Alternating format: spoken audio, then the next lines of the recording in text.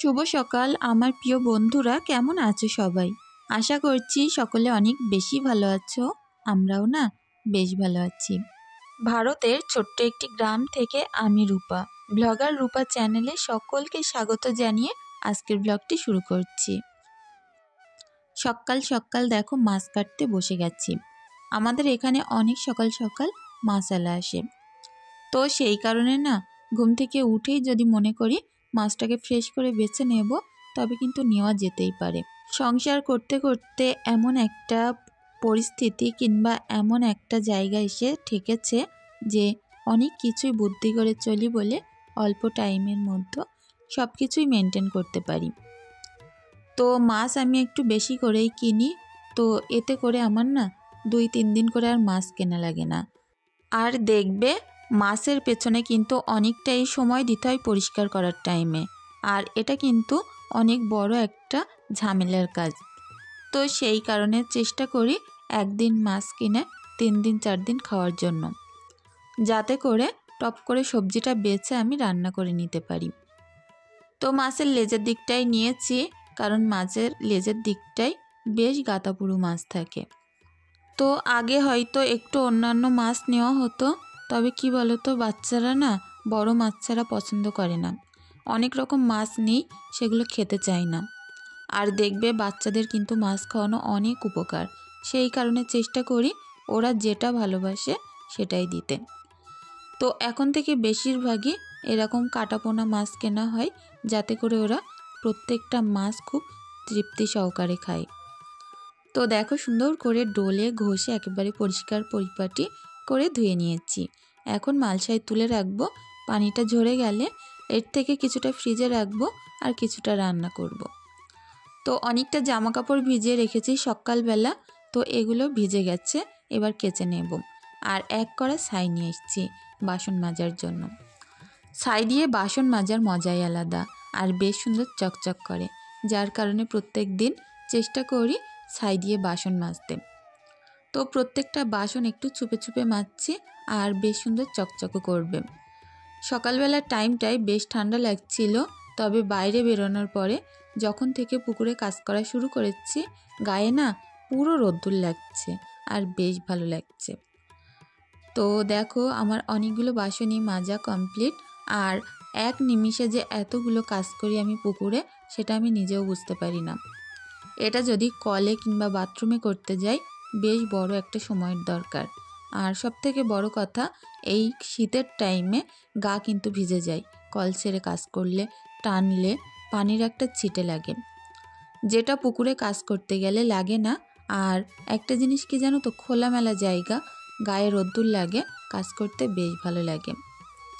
তো দেখো পানিটা কতটা বেশি স্বচ্ছ পরিষ্কার, আর সকাল সকাল তো পানিটা অসাধারণ লাগে, রোদ্দুর পরে যেন ঝিকিমিকি করে, তার মধ্যে কাজগুলো করি। তো প্রত্যেকটা বাসন খুব সুন্দর করে ধুয়ে নিচ্ছে। আর ঈশা ঘুম থেকে উঠে গেছিল, ও আমার সঙ্গে ওপরে বসে বসেই গল্প করছে। তো বাসনগুলো তুলে ওপরে রাখলাম, মাছটা কাটা হয়ে গেল। এখন বাকি জামা কাপড়গুলো কাচতে। এগুলো খুব বেশি নোংরা না, এক আধবার করে পরে খুলে রাখা হয়েছে। তো সব জিনিস না খুলে রাখার পরে আমার মনে হয় একটুখানি সার্ফ দিয়ে নিয়ে যদি সামান্য আচার দিই, তবু একটু মনটা ভালো লাগে। তবে সার্ফ বাদে শুধু যদি ধুয়ে রাখা হয় কেমন জানি একটা লাগে, তো সেই কারণে একটু হালকা করে থাবা দেব আর প্রত্যেকটা ধুয়ে ফেলবো। একটাতেও নোংরা নেই, কারণ বাচ্চারা কি বলতো, যে কোনো জিনিস বেশিক্ষণ গায়ে রাখতে পারে না। আর দেখবে রাখলে পানি দিয়ে হয় ভিজিয়ে ফেলে, তা নয় খাবার টাবারের টুকরো ফেলে, এতে করে বারবার করে বদলে দিতে হয়। আর ঈশা না যে কোনো খাবার খেতে গেলে যদি জামা কাপড়ের ওপরে পড়ে, যতক্ষণ সেটা না খুলে দেব ঠান্ডাই হয় না। সেটা বলতে পারো, শুকনো যদি একটা মুড়িও পড়ে তাও সেই জামা খুলে দিতে হয়। তো এরকমই একটা ব্যাপার। বাচ্চা কাচ্চা ছোটোবেলা থেকে যেমন অভ্যাস করানো হয়, তারা কিন্তু সেটাই শেখে। তো আমি ছোটোবেলা থেকেই যে কোনো খাবার খাওয়ানোর পরে জামা বদলে দিতাম, তো সেই অভ্যাসটা থেকে গেছে। খাওয়া দাওয়ার পরে ওকে জামা বদলে অন্য একটা পরিষ্কার জামা পরিয়ে দিতে হয়। আর হাজব্যান্ডের কথা আর বলবো কি, প্রত্যেক দিন প্রচুর বেশি জামা কাপড় নোংরা করে, সেগুলো কাচা ধোয়া করে নিতে হয়। তো আমি চেষ্টা করি 7টা থেকে 8টার মধ্যে জামা কাপড়গুলো কেচে নিতে, যাতে করে সারা দিনের যে রোদ্দুরটা পাবে খুব সুন্দর করে বিকালে শুকিয়ে যাবে। দেখবে জামা কাপড় একবার মেলে আবার যদি ভিজে অবস্থায় তোলা হয়, আবার মেলতে হয়, আবার বাইরে বার করতে হয় পরের দিন। তো এতে করে খাটনি কিন্তু দ্বিগুণ তিনগুণ বেড়ে যায়। তো সেই কারণে চেষ্টা করি সকাল সকাল কেচে ধুয়ে একেবারে বাইরে মেলে দিতে, যাতে করে একবারে এর পিছনে খাটনিটা শেষ হয়ে যায়। তো দেখো আমার কিন্তু অনেকগুলো জামা কাপড় কাচা ধোয়া কমপ্লিট। আর আমাদের পুকুরে দেখতে পাচ্ছি এখনও কিন্তু এক পুকুর পানি। প্রত্যেকটা নারকেল গাছে খুব সুন্দর নারকেল হয়েছে। তো এক বোনও আমাকে বলছিলে যে আমি যেন আমার পুকুরের পাড়ে কী কী ফল গাছ আছে দেখাই। তো অবশ্যই চেষ্টা করব কোনো একদিন আমার পুকুর পাড়ে কী কী ফল গাছ আছে সেগুলো শেয়ার করতে। তো কালকের ভিডিওতে আমি আমার সকল বন্ধুদের কাছ থেকে জানতে চেয়েছিলাম যে ভিডিও বড় করব কি ছোট। তো সেখানে বেশিরভাগ বন্ধুরাই কমেন্ট করেছো আমি যেন ভিডিও বড় করি। তো যাই হোক, অনেকজন আবার কমেন্ট করেছো ভিডিও যেন ছোট করি, তবে বেশিরভাগ কমেন্ট এসেছে ভিডিও বড় করতে। তো সব কিছু ভেবেই চিন্তা ভাবনা করলাম ওই মাঝামাঝি টাইপের করব, 15 থেকে 18 মিনিট হয়তো খুব জোর হবে ভিডিও, আর যদি ছোট হয় তো ওই 12-13 মিনিট মতো। শারমিন সিমো বোন আমাকে বলেছো প্রত্যেক দিন তোমার ভিডিও দেখি, কমেন্ট করি কিন্তু রিপ্লাই দাও না। তো আজকে কিন্তু রিপ্লাই দিয়ে দিলাম। আর অবশ্যই বন্ধু পাশে থেকো, অনেক ভালো থেকো।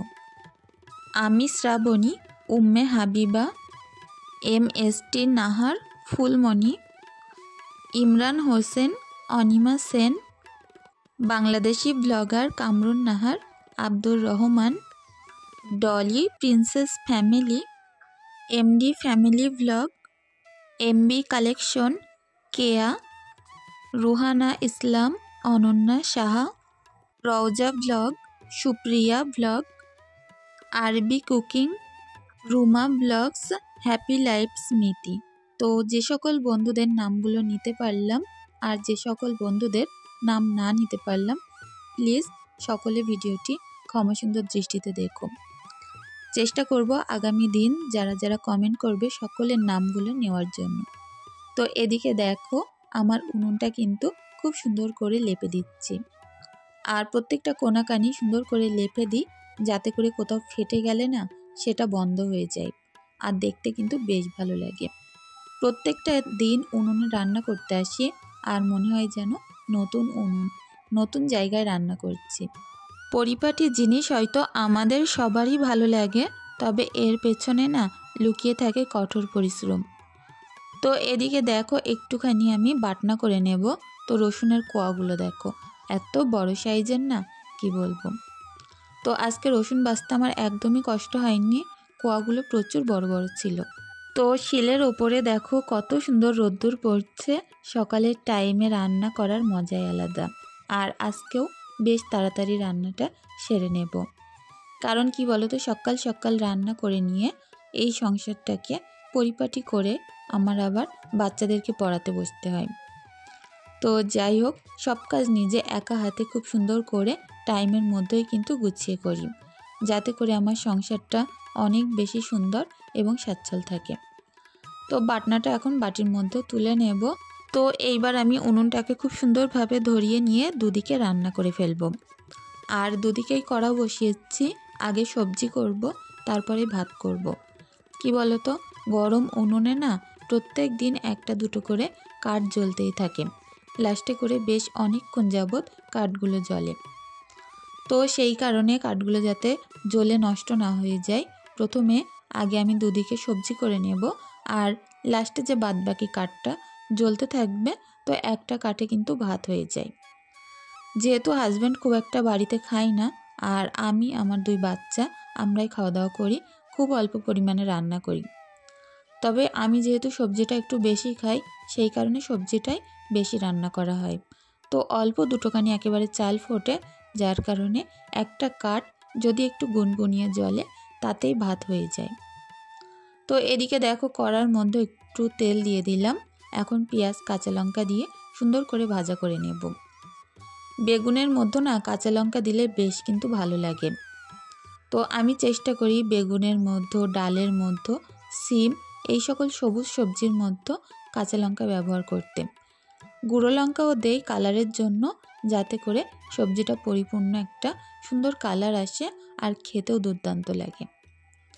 তো এদিকে পেঁয়াজ আর কাঁচা লঙ্কা ভাজা হয়ে গেলে আদা রসুন বাটা দিয়েছি।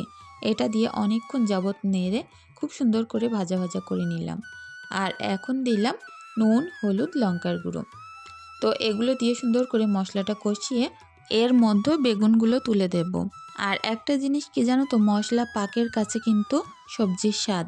তো সেই কারণে মশলাটা আগে সুন্দর করে ভাজা ভাজা করে অনেক সুন্দরভাবে পাক করে নিতে হয়। তাহলে এই সবজি যেমনভাবে রান্না করা হোক, যে সবজি হোক, অনেক টেস্ট হয়। তো তোমরা হয়তো দেখে বুঝতে পারো সবজিগুলো অনেক বেশি মজার হয়। আর প্রত্যেকটা রান্না না অনেক সুন্দরভাবে করার চেষ্টা করি। তো উনুনের রান্না একে তো স্বাদ হয় অসাধারণ। আমার বাড়িতে তোমরা যদি আসতে তো অবশ্যই টেস্ট করে দেখাতাম যে কতটা বেশি মজার হয় উনুনের রান্না, কাঠের রান্নার জিনিস। তো যাই হোক, ওদিকে বেগুনটা একটুখানি কষানো পানি দিয়েছি, খুব সুন্দরভাবে গলে যাবে। আর এদিকে দেখো কত জোরে জাল জ্বলছে, যে এদিকটার কড়াও কত গরম হয়ে গেছে। এদিকে করব আমি সিম আলুটা। আর আগের দিন না বেশ সুন্দর দানাওয়ালা সিম পেয়েছিলাম, তো 1 কেজি নিয়েছি। দানাওয়ালা সিম খেতে আমার প্রচুর ভালো লাগে। আমরা গাছ লাগিয়েছি বাড়িতে, তবে এখনও পর্যন্ত সিম হয়নি। শীত প্রায় যাওয়ার মতো হয়েছে, আর এখন জানো তো 2-1 করে সিম হচ্ছে, তবে এখনও পর্যন্ত ফুলো সিমগুলো। তো এই কিনেই খাওয়া হচ্ছে। আর দেখো কত দানাওয়ালা সিম, এই সিম খেতে বেশ ভালো লাগে। আমি সিমের মধ্যে কোনো রকম মাছ দিই না, এটা এমনভাবে সুন্দর করে ঘন্ট করব যে সিমের দানাগুলো আস্ত থাকবে আর সিমটা ঘুটে দানার গায়ে লেগে যাবে। আর ভাত মাখাবো, পুরো ভাত সবুজ সবুজ হবে। তো দেখো তারপরে কিছুটা মাছ আমি তুলে রাখছি। তো এই মাছটা 2 দিন করব, আজকে 1 দিন করব আর আরেক দিনের মতো করে তুলে রাখলাম। মধ্যবিত্ত ঘরে প্রত্যেকটা জিনিস বুদ্ধির সঙ্গে এবং চালাকির সঙ্গে কিন্তু করতে হয়, যাতে করে সংসার থেকে পয়সা সেভ করা যায় এবং আমার পরের দিনের চিন্তাটাও মুক্ত থাকে। পরের দিন না লাগবে আমার মাছ কেনা, না লাগবে মাছ বাছা, অল্প টাইমের মধ্যে আমি রান্নাটা সারতে পারবো। তো এদিকে আমি তেলটাও সুন্দর করে গরম করে নিচ্ছি। আর উনুনে কত জোরে জাল জ্বলছে দেখছো তো। আর এই শুকনোর সময় শুধু কাঠ দেওয়া টাইম, দিতে দিতেই একেবারে উনুন গনগন করে জ্বলে ওঠে। 1 ঘন্টাও লাগে না 2 ভাগের সবজি রান্না করতে, এত জোরে জাল জ্বলে। তো যাই হোক, আমার তো রান্না করতে বেশ ভালো লাগে, তবে শুকনোর সময় বলে এতটাই সুবিধা। কিন্তু বর্ষাকালে আমার বাড়িতে প্রচুর অসুবিধা। দেখা যাক এইবার বর্ষাকালে কি হয়। তো এদিকে বেগুন আলুটা কিন্তু গলে গেছে আর ঝোল বেরিয়েছে অনেকটা, এটা একটু মেরে নিলাম। এখন সুন্দর করে কষিয়ে কষিয়ে তেল বার করে নিলাম। আর এর মধ্যে ঝোল দিয়ে দেব, দিয়েই মাছগুলো আমি অ্যাড করে দেব।